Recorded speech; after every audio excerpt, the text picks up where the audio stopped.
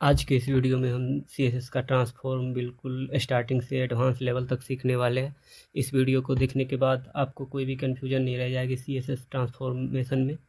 तो शुरू करते हैं आज का ये वीडियो। तो यहाँ पे आप देखोगे तो हमारे पास एक HTML का डॉक्यूमेंट है जिसमें एक ये डिव है और उसके अंदर एक और एलिमेंट डिव लिया हमने और उसमें एक H1 और ये 01 रखी है और इस पर हमने बहुत ही बेसिक सा स्टाइल डाला है। एक तो सबका मार्जिन पेडिंग हमने 0 कर दिया और फिर कंटेनर को फुल विड्थ देके और इसको फुल हाइट भी दिया है और एलिमेंट को सेंटर पे करा है और फिर इस एलिमेंट पे हमने एक तो विड्थ दिया है 200 पिक्सल का और हाइट भी दी है 200 पिक्सल का और फिर इस टेक्स्ट को भी हमने सेंटर पे किया है और एक बैकग्राउंड कलर डाला है इस पर। ठीक है, तो अभी हम सबसे पहले देखते हैं थोड़ा सा थ्योरेटिकली कि क्या होता है ट्रांसफॉर्मेशन।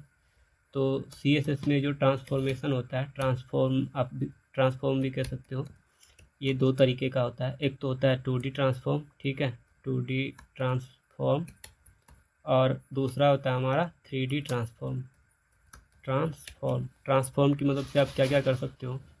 तो सबसे पहले आप एक किसी एलिमेंट को मूव कर सकते हो, ठीक है, मूव एन एलिमेंट। उसके बाद आप इसको स्केल अप या स्केल डाउन कर सकते हो। स्केल एन एलिमेंट, ठीक है। स्केल का मतलब हो गया कि रिसाइज करना इसको, इसकी जो एक्चुअल साइज है उससे छोटा करना या तो बड़ा करना, ठीक है। उसके बाद आप इसको रोटेट कर सकते हो, रोटेट, ठीक है। और उसके बाद इसको आप SQ भी कर सकते हो। SQ आई गेस मैं इसका थ्योरेटिकल डिफिनेशन नहीं बता पाऊँगा, इसका हम सीधा आउटपुट देखेंगे कि SQ का आउटपुट क्या होता है, ठीक है। तो उसके बाद बात करते हैं कि ट्रांसफॉर्म का जो सिंटेक्स है वो कैसा होता है। सिंटेक्स, तो आप इसके लिए हमारे पास एक प्रॉपर्टी है CSS की ट्रांसफॉर्म नाम से, ठीक है। तो आप ये ट्रांसफॉर्म प्रॉपर्टी लिखोगे और इसकी वैल्यू और ट्रांसफॉर्म का फंक्शन होता है, ठीक है, फंक्शन, ट्रांसफॉर्म का फंक्शन इस तरीके से, और इसमें होते हैं फंक्शन की वैल्यू। ये इस तरीके से काम करता है, ठीक है। तो एक एक करके हम सबको देखते हैं। तो सबसे पहला है हमारा मूव करना एक एलिमेंट को। तो मूव करने के लिए जो ट्रांसफॉर्म का फंक्शन है वो है ट्रांसलेट, ठीक है। जब भी आप मूव करोगे तो इसके लिए जो फंक्शन है हमारे पास वो है ट्रांसलेट। ये एक्स डायरेक्शन में भी मूव करता है एलिमेंट को और वाई डायरेक्शन में भी मूव करता है। तो मैं यहाँ पे करके दिखाता हूँ आपको। तो सबसे पहले हम ये प्रॉपर्टी डालेंगे ट्रांसफॉर्म और इसकी वैल्यू में हम इस फंक्शन को यूज करेंगे ट्रांसलेट। ट्रांसलेट में दो वैल्यू फिर आएगा, एक तो आएगा कि एक्स डायरेक्शन में कितना मूव करना है और फिर आएगा कि वाई डायरेक्शन में कितना मूव करना है। तो लेट से मैं एक्स डायरेक्शन में इसको 100 पिक्सल से मूव करता हूँ और वाई की वैल्यू अभी 0 रखते हैं। तो अभी आप ये देखोगे ये 100 पिक्सल आगे चली गई, ठीक है। अगर आप इसको माइनस में कर दोगे तो जहाँ पे इसकी ओरिजिनल पोजीशन होनी चाहिए उससे ये पीछे आ जाएगी। उसी तरीके से ये वाई डायरेक्शन में काम करेगा टॉप बॉटम के कॉन्टेक्स्ट में। अगर आप वैल्यू प्लस दोगे तो एलिमेंट नीचे मूव होगा, ठीक है, तो ये नीचे मूव हो रहा है। और अगर इसकी वैल्यू आप निगेटिव दोगे तो ये ऊपर मूव होगा। ये तो हो गया ट्रांसफॉर्म दोनों एक्सिस पे, ठीक है। फिर एक ही एक्सिस पे करने के लिए अलग अलग फंक्शन भी है हमारे पास, जैसे ट्रांसफॉर्म और ट्रांसलेट एक्स आप करोगे तो ये सिर्फ एक्स डायरेक्शन में मूव कर सकता है। फिर उसी तरीके से आप यहाँ पे वैल्यू दोगे, प्लस दोगे तो ये आगे जाएगा और माइनस दोगे तो ये पीछे आएगा, ठीक है। फिर उसी तरीके से हमारे पास है ट्रांसलेट वाई भी, ठीक है। यहाँ पे लेट से मैं डालता हूँ 70 पिक्सल, तो PC नहीं पिक्सल, तो ये नीचे आ रहा है और अगर आप इसकी वैल्यू माइनस दोगे तो ये ऊपर जाएगी।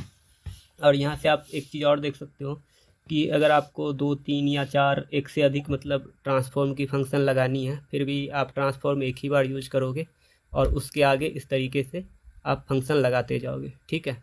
तो इसको हम अभी के लिए कमेंट करते हैं, इस वाले लाइन को। अभी हम देखते हैं कि स्केल क्या होता है, ठीक है। स्केल बेसिकली एलिमेंट को रिसाइज करेगा, कैसे करता है मैं बताता हूँ अभी करके। तो यहाँ पे हम फिर से लिखते हैं ट्रांसफॉर्म और स्केल, इसमें भी है हमारे पास स्केल एक्स। इसकी जो वैल्यू है 1 अगर आप डालोगे तो इसकी जो ओरिजिनल साइज़ है वो आएगी, और अगर आप 1 से छोटा डालोगे इसकी वैल्यू तो ये एलिमेंट छोटे हो जाएंगे, ठीक है। अभी आप देखोगे तो ये जैसे पिचक गया दोनों साइड से। और अगर इसकी वैल्यू आप 1 से बड़ा डालोगे तो ये इसकी जो ओरिजिनल साइज़ है उससे ये बड़ी हो जाएगी। तो ये हो रहा है अभी स्केल x, मतलब x की डायरेक्शन में। फिर उसके बाद है हमारे पास स्केल y, जो कि इसको y की डायरेक्शन में स्केल करेगा। ठीक है, यहाँ पे मैं डाल देता हूँ 2, तो अभी आप देखोगे ये y की डायरेक्शन में बड़ा हो गया। ठीक है, इसका भी शॉर्टकट है हमारे पास, ट्रांसफॉर्म और स्केल। ट्रांसफॉर्म और स्केल, इसके जो वैल्यू होंगे, एक तो x में, पहला वैल्यू x में और दूसरा वैल्यू y में। तो अभी लेट से इसको सेव करते हैं, तो ये ओरिजिनल साइज में आ गया, और 0.2, 0.5 डाल देते हैं। तो ये अभी दोनों ही डायरेक्शन में छोटा हो गया। जैसे एक डायरेक्शन में इसको मैं बड़ा कर दूँ तो ये कुछ इस तरीके से आ रहा है। ठीक है, तो ये होता है स्केल। इसके अलावा है हमारा रोटेट। रोटेट क्या करता है, एक एलिमेंट को रोटेट कर देता है। तो ये कैसे हो रहा है, वो काम करता है मैं करके बताता हूँ अभी। Transform, rotate. ठीक है, इसका भी है हमारे पास रोटेट एक्स डायरेक्शन में अगर आपको रोटेट करवाना हो तो ये डालते हैं 20 डिग्री लेट से। तो अभी आप देखोगे ये थोड़ा सा रोटेट हो रहा है। अगर इसकी वैल्यू हम बढ़ाते जाएंगे तो ये और भी रोटेट होगा। ठीक है, इसकी एक तो ये पर्सपेक्टिव मैं निकालता हूँ अभी के लिए। पर्सपेक्टिव मैं आपको बताऊँगा कि क्या होता है। अभी आप देखो, अभी जैसे ही हमने पर्सपेक्टिव निकाल दी तो ये हमें कुछ इस तरीके से दिख रहा है। अगर इसको हम और थोड़ा ज़्यादा रोटेट करते तो ये कुछ इस तरीके से दिख रहा है। ये एक्चुअल में हमें फील नहीं हो रहा है कि ये रोटेट हुआ है, ये ऐसा लग रहा है कि जैसे पिचक गया ऊपर से और नीचे से, राइट। तो ये इस वजह से होता है, क्योंकि रोटेशन देखने के लिए हमें एक डेप्थ भी चाहिए। अभी क्या है हमारे पास, बस विड्थ है और हाइट है। विड्थ मतलब जो ये एक्स एक्सिस है, और हाइट मतलब ये जो वाई एक्सिस है। डेप्थ हमारे पास अभी नहीं है, या तो है भी तो 0 है। डेप्थ जो जेड एक्सिस होगी हमारी। ठीक है, तो उसको सेट करने के लिए हम यूज करते हैं पर्सपेक्टिव का। आप यहाँ पे भी सेट कर सकते हो पर्सपेक्टिव ट्रांसफॉर्म के आगे। और लेट से मैं डालता हूँ 800 पिक्सल का। तो अभी आप देखो ये कुछ इस तरीके से, अभी थोड़ा सा लग रहा है कि ये रोटेट हो रहा है। ठीक है, लेकिन जो पर्सपेक्टिव सेट करने का सही तरीका है वो है कि आप इसके जो पेरेंट एलिमेंट है उस पर इस तरीके से, हमारे पास एक प्रॉपर्टी है पर्सपेक्टिव, वहाँ पे आप इसको सेट कर दो। ठीक है, तो ये ज़्यादा बेटर होता है। इस तरीके से अभी आप देखोगे तो ये एलिमेंट हमें थोड़ा सा रोटेटेड लग रहा है। उसी तरीके से हमारे पास है वाई एक्सिस में रोटेट करना। तो ट्रांसफॉर्म और रोटेट। लेट से मैं डालता हूँ 60 डिग्री का। ठीक है, 60 डिग्री। तो ये अभी वाई एक्सिस में रोटेट हो रहा है। इवन आप रेडियन में भी डाल सकते हो इसकी वैल्यू। आई थिंक क्या होता है इसका मैं भूल गया, तो ये काम नहीं कर रहा है। अभी के लिए हम डिग्री में ही डालते हैं। तो अभी आप देखोगे तो ये इस डायरेक्शन में इस तरीके से रोटेट हो रहा है। इसमें भी आप निगेटिव वैल्यू डाल सकते हो, तब क्या होगा, ये अपोजिट डायरेक्शन में रोटेट हो जाएंगे। ठीक है, तो ये था रोटेट। और उसके बाद है हमारा एसक्यू। तो एसक्यू के लिए फिर से आप यहाँ पे डालोगे ट्रांसफॉर्म, और अभी डालते हैं एसक्यू एक्स डायरेक्शन में, और इसकी वैल्यू भी होती है डिग्री में। तो जैसे ही मैं 30 डिग्री डालता हूँ तो यहाँ पे कुछ दिख नहीं रहा है हमें, थोड़ा और बड़ा करते हैं इसको, फिर भी नहीं दिख रहा है। अच्छा, ये स्केल है, स्केल नहीं, हमें एसक्यू चाहिए, एसक्यू और एक्स में। ठीक है, तो अभी आप देखो ये कुछ इस तरीके से दिख रहा है, ये ज़्यादा ही कर दिए हमने, तो इसको थोड़ा कम करते हैं। तो अभी आप देखो ये इस तरीके से काम करता है एसक्यू। अगैन आप इसकी माइनस भी डाल सकते हो, तो ये अपोजिट डायरेक्शन पे चला जाएगा। फिर उसी तरीके से हमारे पास एसक्यू वाई भी है। ठीक है, वाई लेट से ये भी कर देते हैं हम 30 डिग्री। इसकी वैल्यू हमेशा डिग्री में ही होगी। तो अभी ये एलिमेंट कुछ इस तरीके से दिख रहा है हमें। ठीक है, फिर उसके अलावा इसका भी शॉर्टकट है हमारे पास। आप एक ही बार में डालो ट्रांसफॉर्म और फिर एसक्यू, और लेट से 45 डिग्री का। तो ये दोनों ही डायरेक्शन में ये अप्लाइड हो जाएगा, और दोनों में अलग अलग आपको डालना है तो यहाँ पे डाल सकते हो। तो ये होगा हमारा एक्स का, पहला वाला होगा एक्स का और दूसरा वाला होगा वाई का। ठीक है, तो ये था हमारा 2D ट्रांसफॉर्मेशन। इसके अलावा एक चीज़ और मैं बताता हूँ आपको। जैसे अगर हम अभी इसको लेट से रोटेट करते हैं, एक्स की वाई की डायरेक्शन में रोटेट करेंगे। ठीक है, एक्स के ही डायरेक्शन में रोटेट करते हैं। तो अभी क्या हो रहा है, जैसे देखो, अगर इसको हम थोड़ा कम करते हैं पहले, तो अभी जो ये रोटेट होगा तो यहाँ से हो रहा है, सेंटर से रोटेट हो रहा है। ठीक है, तो इसमें हम ये भी डिफाइन कर सकते हैं कि जो ट्रांसफॉर्मेशन हमारी अप्लाई हो रही है वो कहाँ से अप्लाई होनी चाहिए।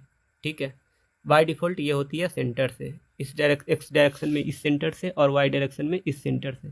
तो इसको हम सेट करते हैं ट्रांसफॉर्म ओरिजिन प्रॉपर्टी से, ट्रांसफॉर्म ओरिजिन, ठीक है। इसमें भी आप एक्स की वैल्यू डालोगे और फिर वाई की वैल्यू डालोगे।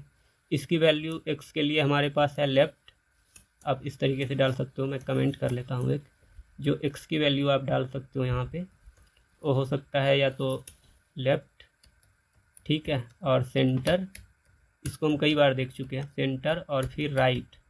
और जो वाई की वैल्यू हो सकती है यहाँ पे वो होगी टॉप और सेंटर और फिर बॉटम, ठीक है। या तो फिर आप पिक्सल पे भी डाल सकते हो, इन पिक्सल, और अदर यूनिट भी काम करता है, ठीक है। Any CSS unit, CSS unit पे हम एक कंप्लीट वीडियो लाएंगे, उसमें हम डिटेल में चर्चा करेंगे इसकी यूनिट की। और इसमें भी ठीक उसी तरीके से जो एक्स की वैल्यू है वो भी आप किसी अदर CSS यूनिट में डाल सकते हो इस तरीके से। तो अभी इसका जो ट्रांसफॉर्म ओरिजिन है वो हम कर देते हैं लेफ़्ट, ठीक है, लेफ़्ट और सेंटर। आई गेस कॉमन नहीं होगा यहाँ पे, ठीक है। सेंटर नहीं, इसको टॉप कर देते हैं, तब इसकी डिफरेंस आपको पता लगेगा। जैसे ही हम टॉप करेंगे तो आप देखोगे थोड़ा सा ये चेंज हो रहा है, ठीक है, इस तरीके से। तो लेफ़्ट रखते हैं और इसको अभी वाई के एक्सिस में भी रोटेट करते हैं, थोड़ा सा रोटेट वाई और लेफ्ट से 30 डिग्री। तो अभी आप देखोगे तो ये लेफ़्ट से रोटेट हो रहा है। अगर हम यहाँ पे इसकी वैल्यू हटा दें तो अभी ये वाई की डायरेक्शन में भी सेंटर से रोटेट होगा, ठीक है। ये इस तरीके से काम करता है। तो ये था हमारा 2D ट्रांसफॉर्म। अभी हम देखते हैं 3D ट्रांसफॉर्म क्या होता है। तो 3D ट्रांसफॉर्म में बेसिकली सारे ही के लिए, जैसे हमारे पास है ट्रांसलेट एक्स, ट्रांसलेट वाई, उसी तरीके से एक आ जाएगा ट्रांसलेट जेड, ठीक है, ट्रांसलेट जेड, और लेट से 50 पिक्सल। इसकी एक वैल्यू क्या करेगी, इसको जेड इंडेक्स पे ट्रांसफॉर्म करेगी, तो ये करीब आएगा, और निगेटिव वैल्यू में ये दूर जाएगा, ठीक है, इस तरीके से। अगर अभी हम इसको लेट से 200 के आसपास कर दें तो अभी आप देखोगे तो ये थोड़ा सा और दूर जा रहा है, और इसको अगर प्लस में करें तो ये बहुत ही पास आ रहा है। इस तरीके से ट्रांसलेट जी काम करता है, ठीक है। इसकी ट्रांसफॉर्मेशन की स्टाइल भी आप डिफ़ाइन कर सकते हो। तो यहाँ पे हम कहीं पे डिफ़ाइन कर लेते हैं इसको, ट्रांसफॉर्म स्टाइल। इसकी जो डिफ़ॉल्ट वैल्यू होती है वो होती है फ्लैट, मतलब हम 2 डायमेंशन में इसको ट्रांसफॉर्म कर रहे हैं। और एक वैल्यू होती है प्रिजर्व 3D, मतलब इसको हम 3D ट्रांसफॉर्म कर रहे हैं 3 डायरेक्शन में, जेड डायरेक्शन भी हम काउंट कर रहे हैं, ठीक है। तो इस तरीके से ट्रांसलेट जेड काम करता है। 3D में भी ट्रांसलेट के लिए हमारे पास शॉर्टकट है, आप यहाँ पे डालो ट्रांसफॉर्म और ट्रांसलेट 3D। पहली वैल्यू होगी एक्स की, दूसरी वैल्यू होगी वाई की, और तीसरी वैल्यू होगी जेड की। ये इस तरीके से काम करेगा। जैसे लेट से एक्स में 30 पिक्सल, ठीक है, ये अभी सारे पे अप्लाई हो रहा है, और वाई में 40 पिक्सल, और जेड में लेट से 80 पिक्सल। तो अभी आप देखोगे ये तीनों ही डायरेक्शन में ट्रांसफॉर्म हो गया। इसको आप माइनस में भी कर सकते हो, तो ये थोड़ा ऊपर चला जाना चाहिए, और इसको माइनस कर दोगे तो ये थोड़ा दूर चला जाएगा, ठीक है। ठीक इसी तरीके से हमारे पास है रोटेट के लिए भी, स्केल के लिए भी। स्केल के लिए हम पहले देखते हैं ट्रांसफॉर्म, या तो आप स्केल जी डालो, ठीक है, 1.5 का इस तरीके से, और ये 2.5 का, और ये 0.5 का, 0.1 का, ठीक है। ये इस पर कोई चेंजेस हमें दिख नहीं रहा है, आई गेस क्यों नहीं दिख रहा है, पर्सपेक्टिव, ये सारी चीज़ें हमने सेट कर दी है। और ट्रांसफॉर्म ओरिजिन हम हटा ही देते हैं यहाँ से, वैसे भी ये कमेंटेड था, ठीक है। तो ये है स्केल जी हमारा। ये काम क्यों नहीं कर रहा है, हम नोट श्योर, मैं देखता हूँ एक बार, ये काम कर रहा होगा बट इसकी आउटपुट हमें दिख नहीं रही है, ठीक है। इसके अलावा हमारे पास है transform scale 3D, transform scale 3D, ठीक है। इसमें फिर वही एक्स की वैल्यू, पहली होगी एक्स की वैल्यू, ठीक है, और फिर वाई की वैल्यू, और फिर जी की वैल्यू, इस तरीके से। तो ये था हमारा 3D ट्रांसफॉर्म। रोटेट में भी है हमारे पास इस तरीके से, तो इसको सेव करते हैं। तो मैं यहाँ पे लिखता हूँ ट्रांसफॉर्म रोटेट जेड एक्सिस पे, ठीक है।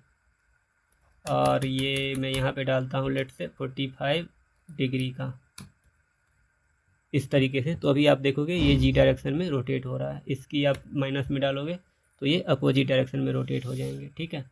इसमें हमने प्रिजर्व 3D लगा रखा है, तो ठीक है। इसके अलावा इसमें भी शॉर्टकट है हमारे पास, रोटेट। यहाँ पे हमें डालनी है ट्रांसफॉर्म रोटेट 3D, पहले x, ठीक है, फिर y, फिर z और फिर एंगल, ठीक है। ये किस तरीके से काम करता है मैं बताता हूँ आपको। मतलब यहाँ पे आप या तो 0 डालोगे या तो 1 डालोगे। अगर x की जगह पे आप 1 डाल रहे हो, मतलब इसको आपको x के x एक्सिस पे रोटेट करनी है। जहाँ पे आप 0 डालोगे वहाँ पे उस एक्सिस में आपको रोटेट नहीं करनी है, ठीक है। और फिर यहाँ पे आप डालोगे कि उस एक्सिस में कितने डिग्री आपको रोटेट करनी है, तो लेट से 45 डिग्री। तो ये कुछ इस तरीके से दिख रहा है। अभी ये एक्स एक्सिस पे बस रोटेट हो रहा है, वाई और जी पे रोटेट नहीं हो रहा है। इसको भी हम 1 कर दें तो ये एक्स और वाई दोनों एक्सिस पे रोटेट हो जाएगा, और इसको भी 1 कर दें तो ये 3 एक्सिस पे रोटेट हो रहा है, ठीक है। इस तरीके से ये काम करता है ट्रांसफॉर्म रोटेट 3D। और SQ 3D भी आता है हमारे पास। तो ट्रांसफॉर्म और SQ का मैं फिर से भूल गया, SQ का नहीं आता है 3D में, ठीक है। इसके अलावा एक और वैल्यू है हमारे पास ट्रांसफॉर्म में,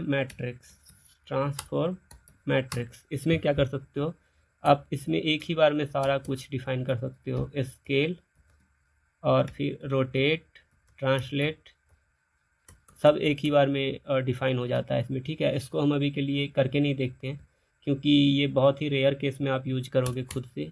ये मोस्ट ऑफ द केस में किसी लाइब्रेरी के द्वारा आप यूज करोगे, तो इसको अभी के लिए उतना ज़रूरी नहीं है जानना, तो इसके लिए मैं इसको स्किप कर रहा हूँ।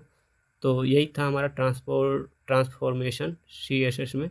आई होप कि आपको सारा चीज़ समझ में आया होगा, और अगर कुछ समझ में नहीं आया तो आप कमेंट करके पूछ सकते हो। ये वीडियो आपकी कैसी लगी ये भी आप कमेंट में बता सकते हो।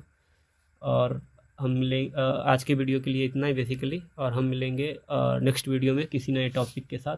Thank you for watching.